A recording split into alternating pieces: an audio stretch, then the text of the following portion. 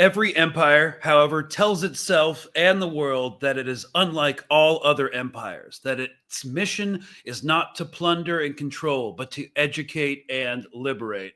Professor Edward Said. Welcome to State of Play on Mint Press News. I'm your host, Greg Stoker, and we're going to be talking about how the America as an empire is in decline. The American empire is in decline.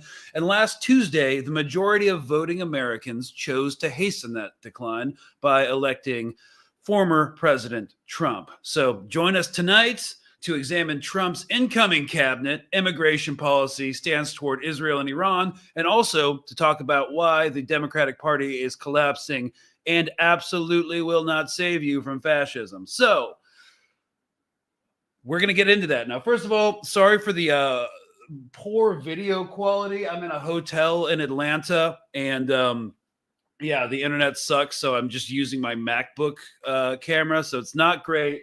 Also, it's so humid here that my hair is doing really wild things, so just don't even worry about it, and we're going to go ahead and start talking about Trump, liberalism, capitalism, decline of empire, and speaking of capitalism, Patreon, y'all, if you want to support what we do here. Mint Press News is a small independent newsroom with no corporate sponsorships, and we're just trying to make it, in this late stage capitalist dystopia. So if you want to sling us $5 a month, that's great. If you can't swing it or you don't want to swing it, if you like, comment, share, spread the word, helps. We're just glad you're here. So we can we're going to play some B-roll of Trump. Just get ready. Just get ready to be seeing this dude all the time.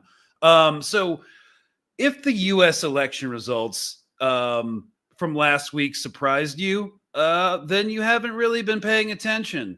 So you can make me big and Trump small, right, Jim? All right.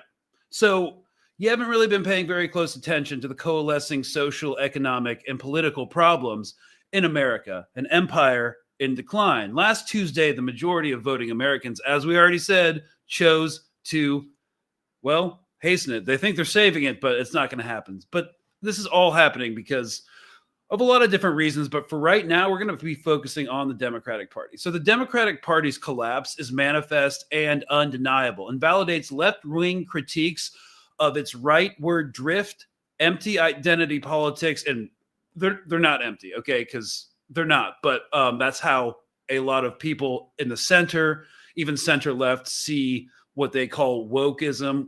That's beyond the scope of what we're talking about, but I don't want to say they're empty identity politics. It's just how they're viewed and how people are feeling about them in general terms. So, and a lack of an egalitarian and progressive economic agenda.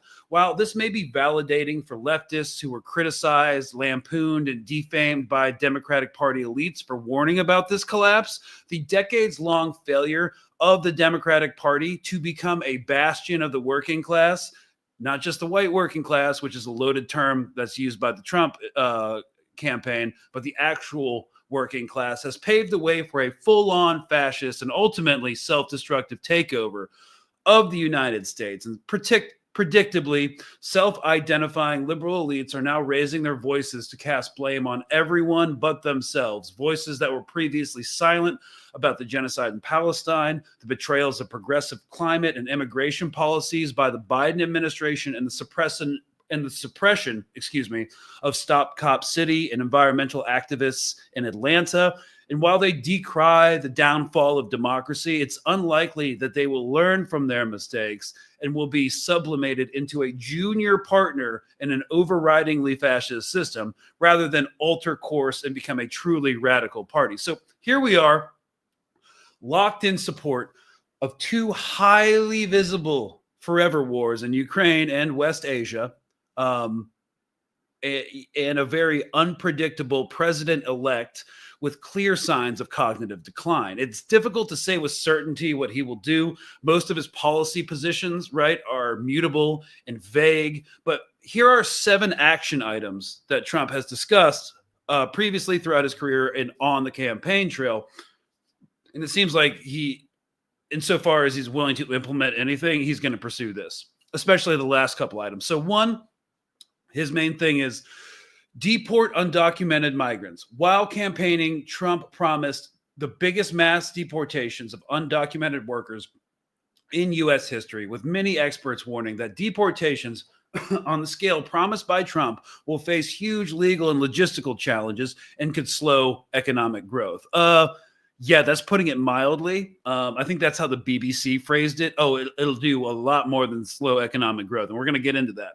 So, moves on tax and tariffs. Trump has promised sweeping tax cuts, extending his 2017 overhaul by abolishing tax on Social Security payments and implementing further corporate tax cuts. He has also promised to implement punitive tariffs against China, which will drive up prices for ordinary people. I think some of his supporters are just starting to learn that actually tariffs aren't going to be paid by China. You know, that they're under the impression that all the tariffs, all the negative costs for the tariffs will be eaten by China. They're starting to realize, like, oh, okay, that's not really how that works. So, deportation, tax and tariffs. 3, slash climate regulations, ostensibly to help the American car industry and increase the production of U.S. fossil fuels. 4, and we're going to be focusing on this one as well, end the war in Ukraine.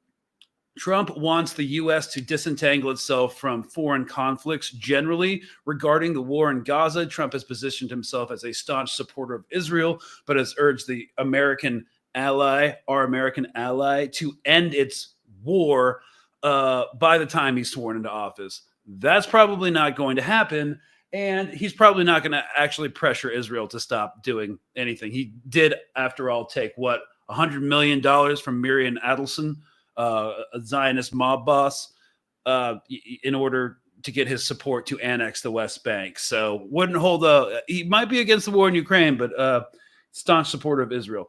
He has also said there's not going to be an a federal abortion ban. Trump said during the presidential debate with Harris that he would not sign into law a national abortion ban, but who knows? Leaving the decision up to individual states. I wouldn't trust that. He's tried to distance himself from like Project 2025 and stuff like that, but come on, dude. Point 6, he wants to pardon a lot of January 6 rioters.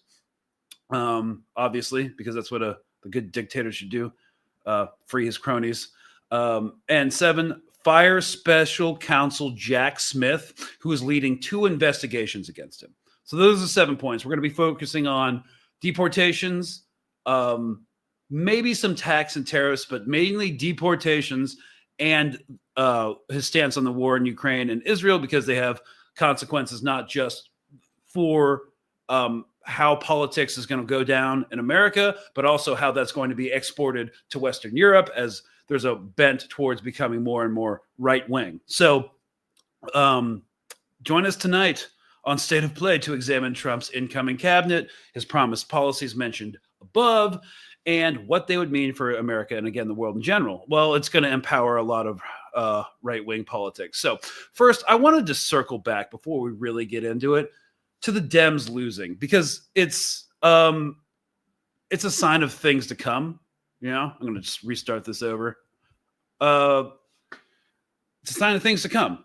There's a global shift towards right-wing politics, and now that Trump is president, fash alt-right leaders will be emboldened in y'all's own countries, just like last time. Only this iteration, this 47th presidency, will be far worse. And look, we got to talk about capitalism, because liberals refuse to even incorporate a milquetoast, center-left, democratic socialist analysis of capitalism, which is too weak tea for me personally. But it's why all their takes about how Trump got elected are so wildly off base. First of all, like, just chalking it up to racism and misogyny. Yeah, while completely valid, you're going to miss the point all the time, every time. That's a huge part of it. But come on, guys. Like, the self-described liberal has no idea about what liberalism actually is. They cannot connect the term with human rights and equity and they connect the term with human rights and equity and progress, but no, liberalism eventually, inevitably collapses into fascism. So there was a recent 200-word post by Jason Hickel, a senior fellow at the London School of Economics, about this. And for like the next 5 minutes, I'm going to switch between that, because it's like great commentary, and my own. So when it comes to this issue, the problem with liberalism is that it rests on a fundamental contradiction that cannot be resolved. It will always fail, it will always collapse, and this explains everything about our current moment. So, liberals, self declared liberals, try to hold two commitments at once. On one hand, they are firmly committed to capitalism. On the other, they express support for principles like human rights, democracy, equality, free speech, the environment, and the rule of law. This duality is actually the core of liberalism, right? So, real quick, that's why we say that under neoliberal structures, human rights are selective. Like Putin, war crimes in Ukraine, bad, but Bibi Netanyahu is doing what he must. So, yeah, there is not a universal application of moral standards. It only matters when it serves the interest of our allies, of capital, etc. So human rights are selected under liberal structures. At most, they may try to negotiate. This is the Dems. At most, they may. The result in. Yeah. So here's the main problem. Sorry, yes. Capital accumulation requires cheapening labor and nature. This eventually comes into direct conflict with principles like rights and equality. And whenever this conflict appears, the liberal ruling class sides with capital, abandons their lofty principles, and throws workers and nature under the bus every single time. And we're going to be looking at some statements by Democratic contributors later on. So this results, of course, as we know, in these like flagrant displays of hypocrisy. They run on nice sounding platforms, but end up either betraying their promises or actively working against their stated values. So they'll slash public services, bail out banks, imprison journalists, beat up students. All this happened under Democratic leadership. Expand fracking. Again, Harris said she was going to frack until you can't frack no more. Not a direct quote, but like I'm paraphrasing. Bomb liberation movements in the global south, fund a genocide. This was not conservatives that were controlling the House, and this was not conservatives controlling the White House.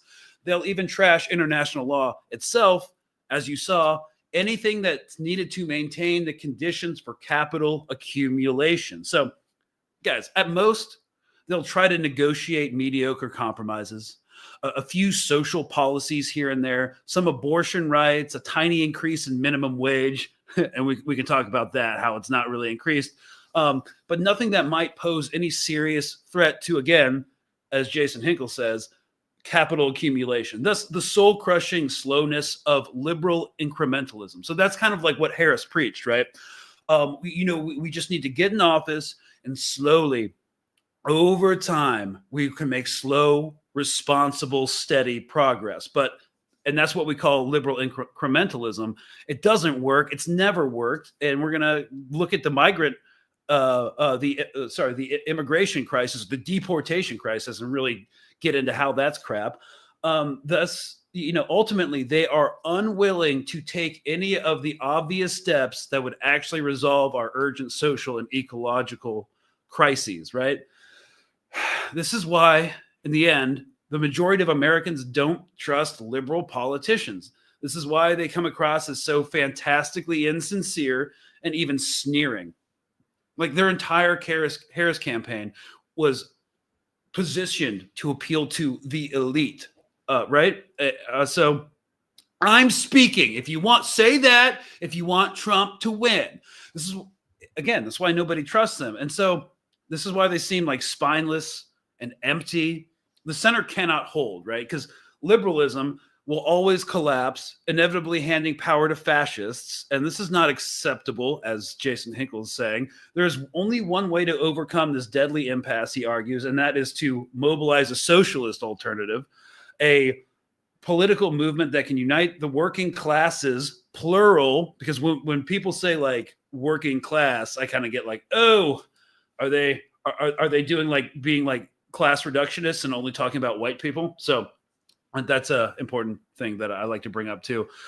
Overcome capitalism, deliver real economic democracy, and enable us to achieve rapid progress towards social and economic goals. So now that context is established, we just went on a kind of rant about why liberal capitalism will never work out. Now that we've established that, let's look at some pretty good reporting by MSNBC. You might be shocked, but one host does it right. To the Democratic Party after Donald Trump's victory was just how well Trump did with working class voters of all races. An economic realignment of sorts underway for years came.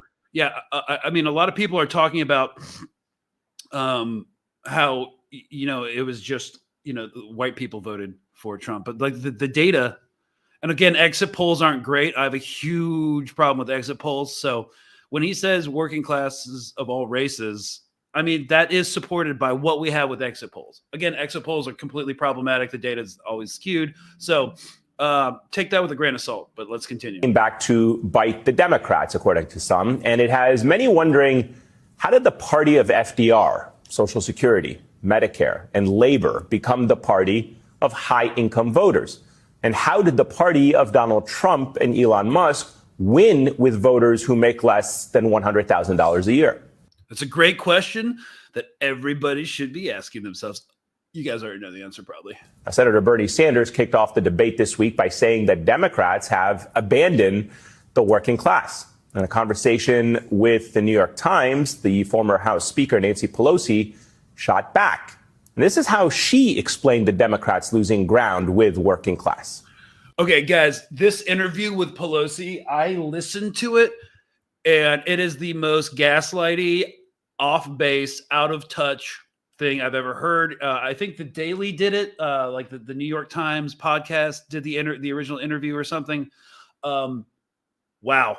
You don't have to watch it, but if you want a case study in like gaslighting and being completely wrong and having all the wrong takes, you should watch this in its entirety. Well, there are cultural issues involved in elections as well. Guns, God, and gays. That's the way they say it. Guns, that's an issue. Gays, that's an issue. Now they're making the trans issue such an important issue in their priorities. Now, Sanders responded to Pelosi's rebuke this morning. No, yeah, and she said the Democrats are the party of the working class, and then, of course, Bernie Sanders is pushing back on that, and because they're demonstrably not. Morning during an interview with my colleague Kristen Welker on NBC's Meet the Press. Bottom line, if you're an average working person out there, do you really think that the Democratic Party is going to the mats, taking on powerful special interests and fighting for you? I think the overwhelming answer is no. Now, Sanders made a lot of these same arguments after the Democrats lost to Trump in 2016, but many Democrats weren't listening. This time around, though, he has some surprising new backers, like Senator Chris Murphy of Connecticut, who is far, far from a left-wing Democrat. This is what he... Okay, no, this is an important tweet because he accidentally says the quiet part out loud. And kind of confirms like everything that we're saying right now. He posted on X. It was a long thread, but part of it reads, when progressives like Bernie aggressively go after the elites that hold people down, they are shunned as dangerous populists. Why? Maybe because true economic populism is bad for our high-income base. True economic populism is bad for our high-income base. And what he means by high-income base is the donor class of the Democratic National Convention. So the DNC. So all of these politicians are saying that what is their base? It's not the working class, as Pelosi asserts. It's the donor class, which, most of us aren't. And that's what, and they're saying that their base is high income, and that's what they appeal to. And so they're blown away when a populist, like a fascist white supremacist idiot like Trump, appeals to the non-high income base, which is most people. He won the popular vote with fewer people voting for him than last time. We cannot be afraid of fights, especially with the economic elites who have profited off of neoliberalism. Democrats, like the Harris campaign, are tepid in our fights with billionaires and corporations. but then what is your high income base that you're appealing to? I mean, there's some dissonance going on in this tweet, but anyways, and real economic populism should be our tentpole. But it's not just Senator Murphy who has, been Bernie-pilled. Conservative New York Times columnist David Brooks, who has written columns like this one from 2020 called "No, Not Sanders, Not Ever," had this to say after Trump's victory. "I'm a moderate. I like it when Democrat candidates run to the center, but I have to confess that Harris did that pretty effectively, and it did not work. Maybe the Democrats have to embrace a Bernie Sanders-style disruption." Yes, you would. I mean, have all the problems with Bernie that you want. At least he's more progressive than anyone else they're putting. I like a Democrat that runs to the center. No, she was running to the right. So let's talk about that. So first of all, I just wanted to say, before we start getting into Trump in the second half of this, the Democratic Party will not save you. Over the course of the campaign, it became clear that Harris would de-emphasize Biden's attacks on big companies in favor of a more conciliatory approach that she hoped would appeal to moderates. She wanted corporate leaders in her camp as she tried to outrun the progressive reputation that she had gained during the 2020 presidential primary race and to blunt Trump's attacks that she was a communist. So she was trying to prove that she wasn't a communist. I mean, I think to any of us who are kind of literate in, Marxism, perhaps the idea that she is anywhere near, not just communism, anywhere near socialism is quite laughable and completely absurd. So Charles Myers, a fundraiser for Harris and the chairman and founder of Signum Global Advisors, said, quote, again, he's a fundraiser for Harris, "We are a center-right country. One of the few things we all agree on as Americans is the American dream, and a very big part of the American dream is the accumulation of wealth." Again, that's coming from Charles Myers, a fundraiser and chairman and founder of Signum Global Advisors. So he's a main Democratic delegate, and he's saying we're a center-right country because we're all about the accumulation of wealth. Anyways, we're going to finish this segment off a little bit, and then we're going to see, why Trump's appeal and how it's going to be horrible for all of us. Something that will make people like me feel uncomfortable. And then there's good We wouldn't want all the centrists to feel uncomfortable. Reason for Brooks' change of hearts. On election night, despite Trump winning a decisive victory and Republicans retaking the Senate and likely the House, voters also voted in favor of progressive ballot measures like raising the minimum wage and paid sick leave. And this was in red states like Arizona, Missouri, and Alaska. There's also logic behind Senator Murphy's fear that Bernie-style populism, even after this election, will get shut down by Democrats that are elite. If you Yeah, obviously. That's why the Democratic Party is never going to save you. And remember, early on in Harris's campaign, she briefly took a populist tone and went on the attack against big business. Then that populism somehow disappeared as quickly as it came. Well, according to The Atlantic, Harris's brother-in-law, Tony West, who also happens to be Uber's chief legal officer, was behind that change in tone. He reportedly pushed for Harris to win over more CEOs and billionaires like Mark Cuban, who became one of the campaign's chief surrogates. Now, this tracks with reporting late in the campaign where Harris's team was bragging to the New York Times about how Wall Street was shaping her agenda. So even if Democrats do come to their senses and try to start adopting Sanders-style populism, how do they free themselves of big business when it's become so intertwined with the party? Political campaigns require gigantic sums of money, regardless of or in spite of the ideology of its candidates. And the Harris campaign did that. They raised and spent $1.8 billion this cycle. And now they're $20 million in debt.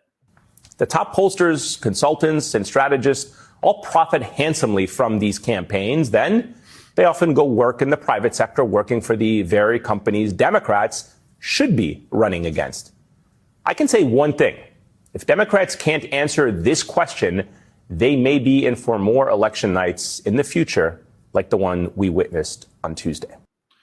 Look, I agree with Eamon. He's the only MSNBC anchor that or host that I can stomach. Anyways, look, guys.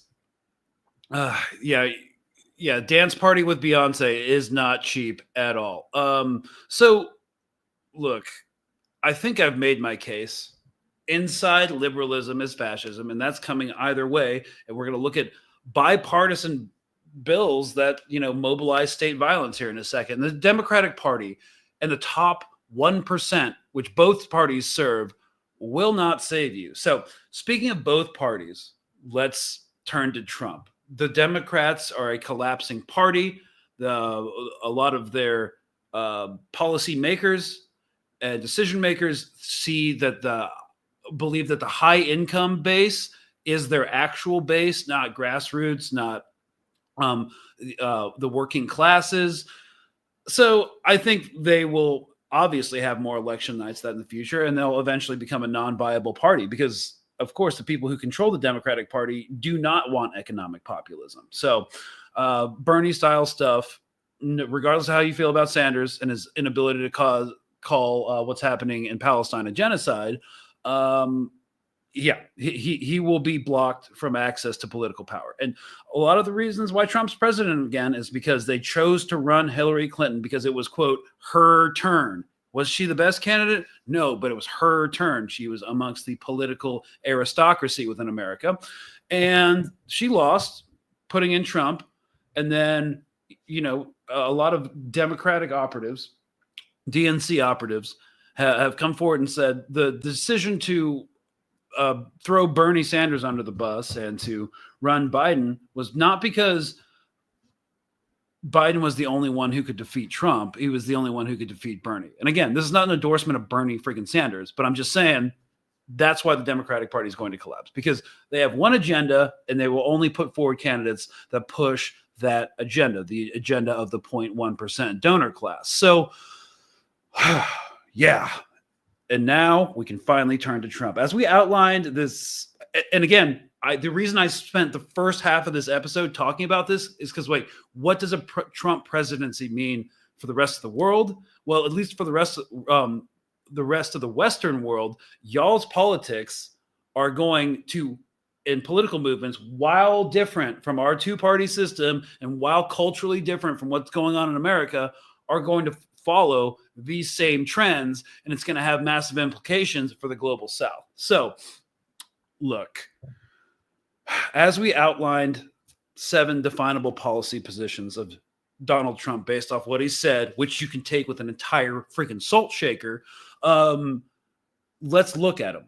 All right, starting with the 88 billion migrant deportation plan, as they're calling it. And again, 88 billion is what they think it might take to get all the undocumented workers and illegal immigrants out of the United States. Let me just drill down with you, because by some estimates, that mass deportation plan could cost as much as $88 billion a year just to deport 1 million people, Senator. Yeah, the cost of deporting even 1 million people is insane. Would you approve of a package that big, which would undoubtedly add to the national debt? I agree with the president where we need to start. We need to start with the people who are felons, who have been left in this country, people who are on the terrorist watch list, people who have been convicted in other countries of murder and rape, people who are committing crimes in this country. That's the place to start, and that's where President Trump is about to start. But let me just drill down with you, because so that was a non-answer. I don't think that they will be able to do the whole crazy border thing because look,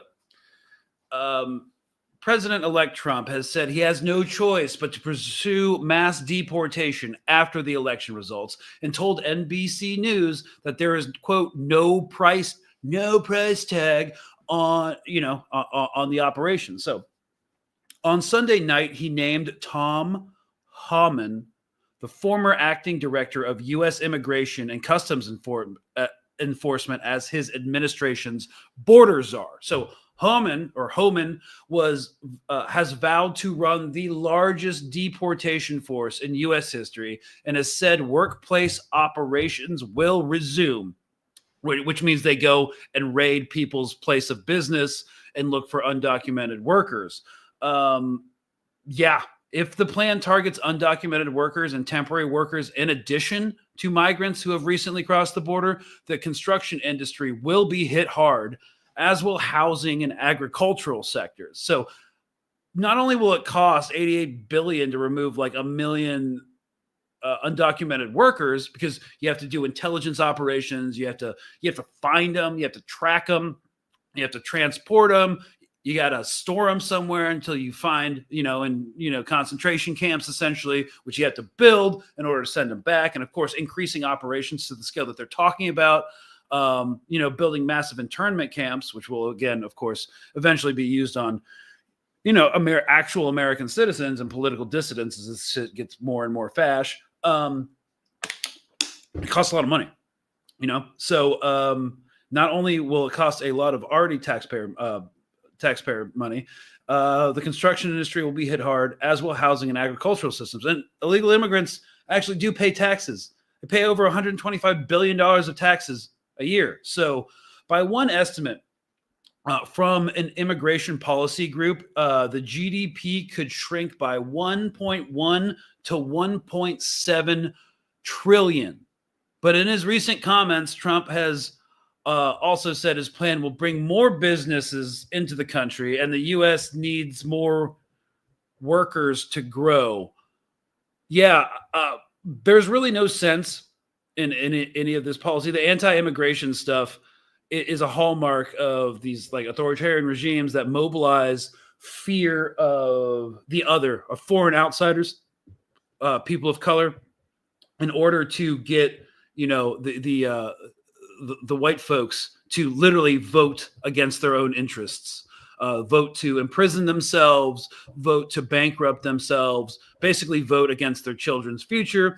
And of course, throughout history, if you look at Italy, Spain under Franco, Germany, all the same thing. The invective against immigrants, starting with undocumented, but then going up to actual legal citizens, begins. So, of course, we were already seeing that in Europe, but now that Trump's a president again, it's going to be only more emboldened. So check it out. When we said that Tom Homan, who said he was going to, conduct the largest deportation ever, he was the former head of that former head of immigration and customs enforcement under, you guys can Google it pull up another tab. Maybe you guys want to Google who Tom Homan was, the former acting director of U.S. Immigration and Customs Enforcement. What other administration did he work for? So should be interesting what the results say. So look,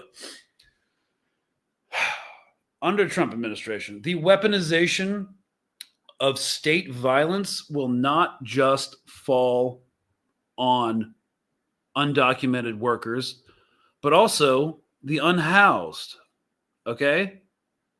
Wait, where is, okay. So look, Trump says he will ban homeless camping and create tent cities. So Trump has proposed banning urban camping, arresting those who violate the ban, and offering them space in government-run tent cities staffed with doctors. Oh, that's so nice. And social workers. So just guys, keep in mind, please don't fall for this. I know you guys aren't, but what they're describing is an open-air prison camp. While it would be difficult for the federal government to do this directly, what's truly terrifying is that Trump is basically saying the same things as Democratic Governor Gavin Newsom in California. So this isn't an idea unique to Trump. Okay, Democrats in California have been salivating at the idea of shipping unhoused people from where we can see them into the desert for a long time. They've been wanting to do this for a long time. So The very well-funded landlord lobby has actually spent a lot of money in marketing the idea that the people on the streets who drowned under the pressure of sky-high rents are personally flawed. No reflection of the cruelty of our own housing market, of course. So police violence against immigrants, police violence against the unhoused, and soon police violence against activists. So Congress is about to gift Trump sweeping powers to crush his political enemies. You can pull up this article if you want it for a reference. The House is set to vote, and so you can pull that up if you want. This morning, Congress voted, still waiting on the results, on H.R. House Resolution 9495, a bipartisan act which includes provisions threatening to revoke the tax-exempt status of any nonprofit the government deems as a terrorist organization, a new legal category without any evidence necessary. So this is obviously a transparent attack on Muslim, Arab, Palestinian organizations in particular, as well as an attempt to silence any and all organizations that have condemned the ongoing genocide in Palestine. So to quote the House resolution, it would grant the Secretary of the Treasury Department unilateral authority to revoke the tax-exempt status of any nonprofit deemed to be a terrorist-supporting organization. So, they attached it.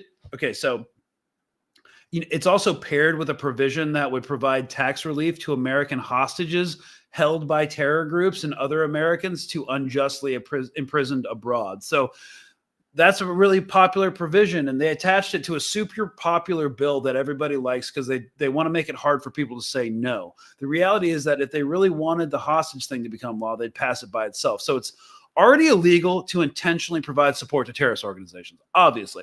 But this bill takes away any necessity of showing intent, instead creating a new designation, terrorist supporting organizations. There's nothing in the bill that protects any nonprofit from this designation. So this will gut any material support for Muslim communities. And remember, guys, this is a bipartisan action. Everyone is terrified of Trump, but it will happen eventually either way.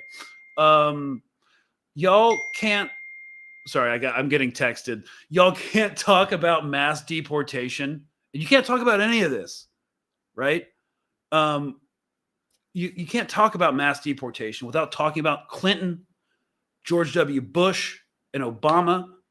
The draconian moment we're in all around with all these different issues, with migration, homelessness, political activism, didn't fall out of the sky. As Harris said, you think it didn't just fall out of the coconut tree, all right? It took years and years of bipartisan, xenophobic, anti-progressive, anti-homeless collaboration.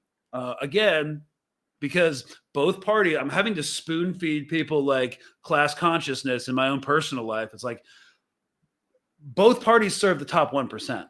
This is why we're spending so much time on this. Clinton and Bush set up the deportation machine, and Obama used it and took it further than ever before. Being apathetic during those years doesn't change the relentless terror that occurred. Where we are now is only shocking if you weren't paying attention. So Obama was called, if you guys recall, the deporter in chief. You know, it will take an effort to outdo what occurred under his presidency. Why do you think Trump is tapping someone from his administration? Nothing about any of this is surprising. So, yeah, guys, Clinton's 1996 illegal immigration reform and Immigrant Responsibility Act, Bush's focus on border security, and Obama's record on deportations all played a role in shaping the current situation. It's a complex issue with deep roots in both parties' past policies. Now, one final thing. There is one, like both Republicans and Democrats, generally, Republicans are worse, obviously, when it comes to like generally, literally anything. There is one thing that Trump might do differently, and that is with regards to the war in Ukraine. I want to ask you, because you mentioned the foreign relations, is Trump already, like I mentioned, wasting no time as he spoke with Russian President Vladimir Putin on Thursday, discussed the war. Okay, I don't want to be a dick. I can't help it. Why is that guy's head so thin? Anyways. In Ukraine, can you detail more about what was involved in this call?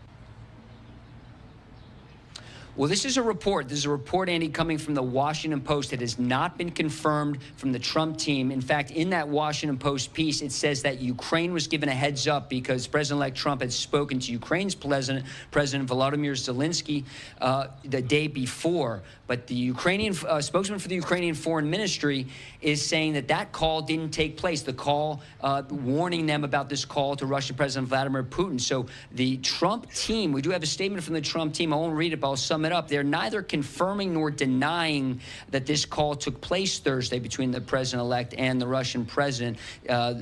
Trump communications director Stephen Chung saying they don't talk about these kind of private discussions. So they're not confirming it. They're not denying it. We do have this report from the Washington Post saying this call took place. Of course, one of the issues Donald Trump ran on was ending the Ukraine war. He said he had a plan to do it. We never heard the details about it.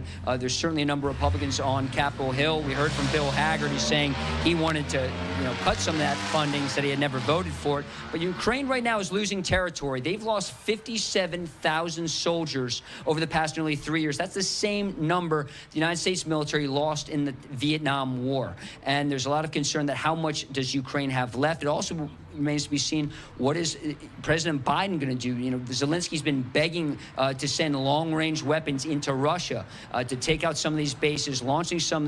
All right, that's getting into the strategic, tactical and strategic situation in Ukraine, which is beyond the scope of this particular episode, but we might do it Thursday or next week. So, first of all, this is an interesting aspect because Trump, when it comes to Ukraine, he is campaigning on a platform of being anti-war, anti-interventionalism, and he does differ a lot from other Republicans, like establishment Republicans, like Lindsey Graham, who said, look at all these natural resources and the Donbass, all the lithium and stuff. If we don't get it, Russia will. So we need to fight forever. He's also a huge bomb Iran talking head. So is Mitch McConnell. Mike Pompeo, former director of the CIA under Trump, I was concerned he was going to be put back into a cabinet position. As of right now, Pompeo is not getting back in.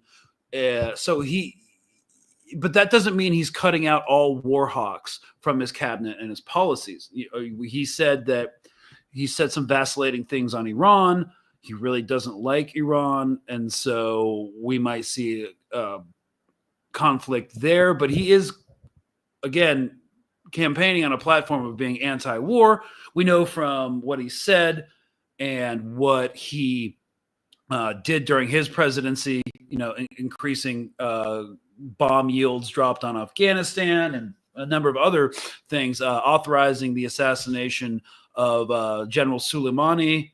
And yeah, so he's not necessarily anti-war, anti-interventionalism. He's got a bone to pick with Iran. So to say that he is an anti-war candidate just because he wants to be buddies with Putin or, at least respected by Putin, doesn't mean it's not going to cause the doomsday clock to move to the right, like 30 seconds to midnight. So I don't buy for 1 second that he's necessarily like an anti-war candidate. He's just an anti-certain war. And he did say that a few months ago that, now that he's elected, the war in Ukraine, it will like end immediately. And then, of course, Foreign Minister Lavrov of Russia said, no, it's not going to end. Like it's not going to end like when Donald Trump wants it to win. To end. That's just not going to happen. Russia's in a strong strategic position. So moving on with that, but he's going to get a lot of backlash and a lot of resistance, not just from the Democrats, but from some Republicans who want to keep that war going. So again, supporting Ukraine unconditionally is a very Democrat position. It's a very neoliberal position, but then again, it's shared by plenty of neocon Republicans as well. So the neolibs and the neocons are getting on board. They're passing these, that's with foreign policy. We've seen when it comes to like deportation, bipartisan, punishing homelessness, bipartisan, stifling political activism, bipartisan. So what does this mean for the rest of the world? Well, it's hard to say because we don't know what the frick So this is my Mint Press show, so I try not to curse. And I don't know why I said that. I sound like a nerd. But yeah, what the frick can,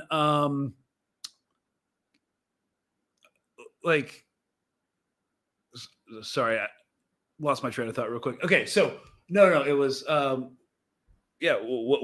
we don't know what Trump's going to do. And we can't really make an accurate assessment of what's going forward beyond this. Of course, we've examined how Democrats and liberalism always collapses into fascism. That was already going to happen. Now it's going to happen faster. Trump's an accelerationist, and he's going to embolden all these alt-right leaders in Europe, and that's going to have consequences for literally the entire world, because we're still not quite at a multipolar world order. It's still very unipolar and Western-centric. So I think the Trump presidency is going to be bad for everybody. And in the meantime, the Democrats try to have a veneer of progressivism for reasons that we already stated earlier in the episode. But the Republicans don't have that. So crackdowns on dissent going forward. Abortion is going to get a real run for its money. That those policies, because of the massive cultural influence and political influence that the U.S. has, expect that in other countries as well. Maybe Trump will defund NATO. I doubt it, because the president doesn't really just control everything. He'll take a tough stance on NATO like he did last time, and of course, a lot of the isolationists on the right, because again, people on the right are not a monolith, just like people on the left. I do think centrists are, very similar because they're centrists, but some people on the right, many people on the right, have an isolationist bent. So they want NATO to stop existing, or they at least don't want to be part of it, which is like, cool, I can work with that. But beyond that, the emboldening of right-wing politics and, one thing before we end and go into the Q&A, I think that it will be easier to get former disaffected Trump voters and flip them to the movement than it will be liberals. Just think about that. It'll be easier to flip them. I've had more success, and I get it. I'm a white dude and a veteran, so at least they give me the time of day. But it will be easier to flip disaffected Trump voters, I believe. So, one second. There's really not much hope I have for people who are still, after this flawless campaign, still simping for the Democrats. Like, if you don't realize what their party is and what that party is by now, at least the Republicans, at least the people who voted for Trump, like, they're wrong about everything, but at least they know there's something deeply establishment and deeply corrupt about the Democratic Party. And of course, so is the Republicans, but for different reasons. Well, shades of gray, all shades of liberal capitalism. So, someone just said Happy Veterans Day. Yeah, thanks, man. I think this is the only way to be celebrating Veterans Day. It's that to be railing against the war machine. Because, really, based off of, everything that happened after World War II, if we were living in a just non-militant society, there wouldn't really be a Veterans Day or a reason to have it. So, thanks. But, yeah, let's get to the Q&A. Yep. Hungary is happy about Trump. I know. I'm sorry if you live there. Yeah. And then, and they're honest about what they hate. They don't wait until after the election to go to Starbucks. Yeah, that's what Malcolm X said. The conservatives are the wolf. You know what he's about, and liberals are the fox. Just same appetite. Just they're smiling at you. So.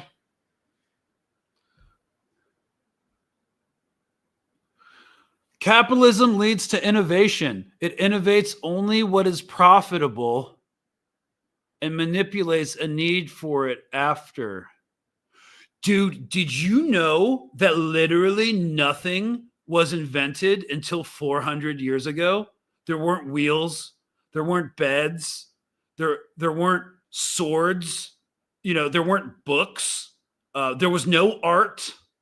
There was nothing before capitalism.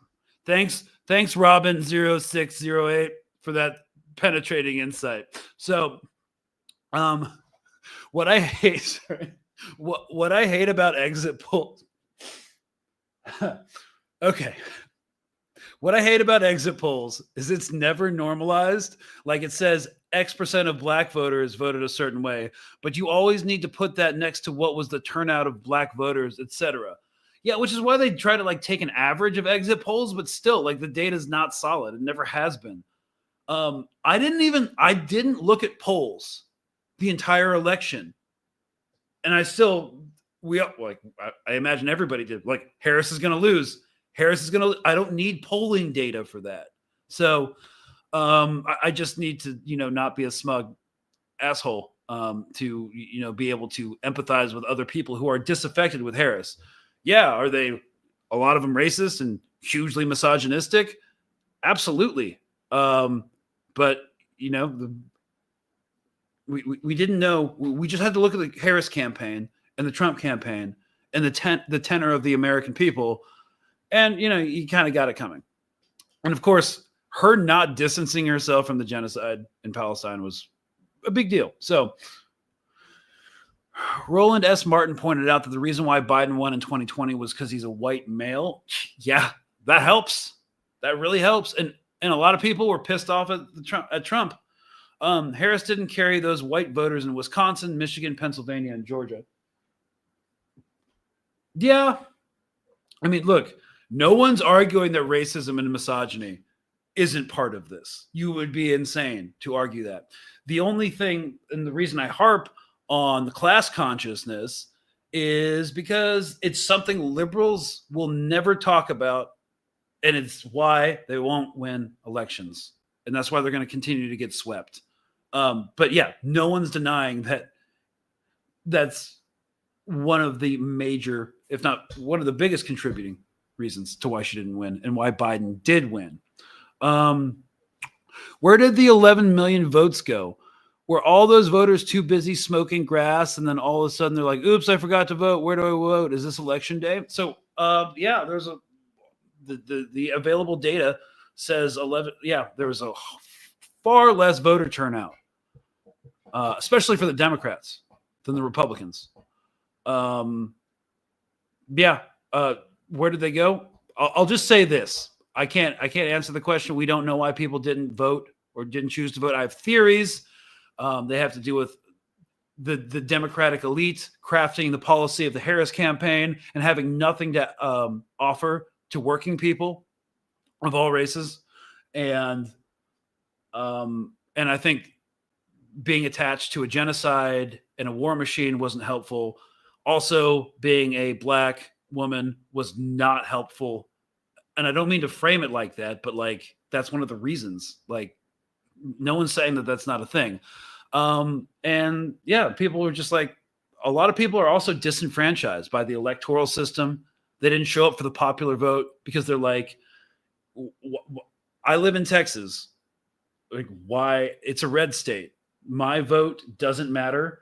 And if you're generally a left-leaning person, the Dems usually win the popular vote. So I can see why people wouldn't go, because their vote, unless you're voting in local elections and Senate races and stuff, it literally doesn't matter. And I think people are just so disillusioned with the system as a whole that they're like, whatever, man, I don't even want to deal with this. So I think it's, that's not the way I would go, but I understand it. So I think that's a big part of my worldview around why a lot of people didn't show up to vote. This is all to divert hate onto immigrants for the economic crash resulting from attacking Iran. Look, if we're talking about fascism, look, you always got to blame immigrants and outsiders. And also you have to have an enemy that is at one time all powerful, but on the verge of collapse, which is what Harris said about Iran. Iran's our greatest adversary. But it's our greatest adversary, but it's a post-revolutionary state, and the people are about to rise up because of all the human rights violations it's doing. And at the same time, while it's a weak post-revolutionary state, it's our greatest adversary because it controls the octopus of terror and is able to destabilize and power project across the entire Middle East. So yeah, so like that's what fascist people need. They need an enemy that's incredibly powerful to scare you, scare you with terrorist attacks on your own soil, but also weak enough that we can actually go to war with them and win. So yeah. Immigrants having an all-powerful, weak adversary. Look, just turn your critical thinking skills off, guys. Maybe you'll be able to vote Democrat or Republican. You just don't need to think. 10 cities is the new FEMA camps. Yeah, well, also these 10 cities would be a great place to find an exploitable labor force. If you can't get them into prisons to do your exploited labor, your slave labor, I don't know. I think some capitalist, innovative CEO from like a contractor company is going to be like, hey, what are these homeless people doing? Like, they live in government subsidized tent cities, so we don't really need to pay them benefits. We actually really don't need to pay them at all. Like, actually, they should probably work in order to be able to stay in these tent cities. So fun thing to look forward to in 4 years.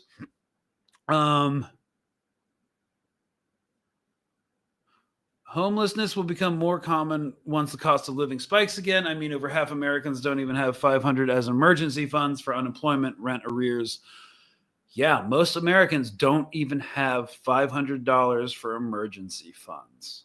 So I'm sure placing massive tariffs on China and other foreign trade, will be very helpful for you. Just saving up a couple extra bucks here and there for your emergency fund. Yeah, it's going to get way worse. Yeah, as a black person, I was astounded by the arrogance and cluelessness of black Democrats. Look, that's beyond my lane. I just, as a white dude activist, I've generally just stayed a military and geopolitical analysis. But yeah, I guess it was disappointing to see not just black people, but also former like allies that were white going back to Starbucks. But it just goes to show you that, if you lean back into capitalism, the exploitative capitalist system that is not just exploiting you, but also committing a genocide in West Asia as a FU, like, I'll show you by going to Starbucks because Harris didn't get elected. But of course, I'm not going to deal with the fact that Starbucks has contributed to right-wing candidates and to Trump's campaign. But, sure, guys, you got us. It just shows you that they were never allies or supporters or comrades to begin with. So let them have their revenge fraps. Really, that we don't need them.